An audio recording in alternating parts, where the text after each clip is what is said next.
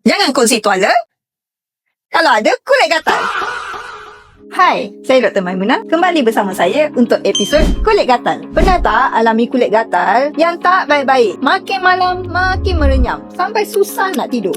Lagi-lagi, lepas balik dari cuti, ramai pesakit datang dengan mengadu mengalami ruam-ruam dengan bintik-bintik kecil di bahagian badan yang mereka ingat ia cuma alahan biasa. Tapi, ini bukan sekadar alergi. Ini mungkin scabies.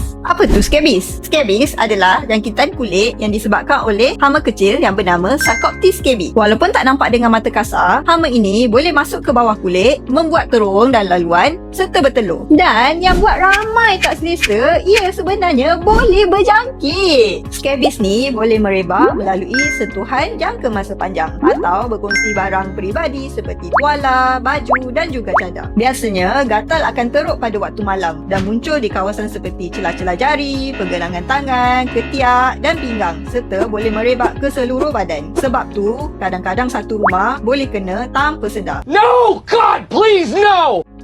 Ramai ingat, ia gatal dan ruam biasa. Sapu krim je. Tapi, ia masih tak baik-baik. Kalau dah terkena scabies, bukan seorang yang kena rawat. Seluruh ahli keluarga kena dirawat. Kalau tak, ia akan terus merebak. Dan kalau dibiarkan, kulit boleh luka, bernanah dan menjadi lebih teruk. Kalau anda atau ahli keluarga ada simptom seperti ini, jangan dibiarkan. Boleh datang ke Klinik Ezna jumpa saya, Dr. Maimunah. Jangan tunggu sampai dah teruk.